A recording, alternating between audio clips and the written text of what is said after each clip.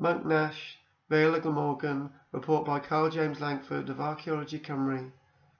Back in 2014, I reported of bones in the national media being eroded into the sea at this secluded location.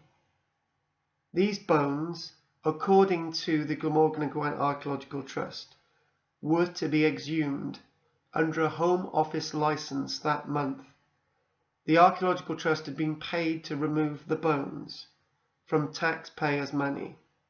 They have failed to remove the bones, which is by far against the human dignity of the individual buried at the site and for members of the public visiting this secluded spot.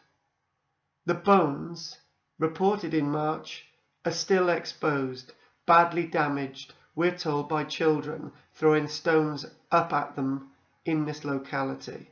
Something needs to be done. The Glamorgan-Gwent Archaeological Trust has completely failed in its duty to protect the archaeology.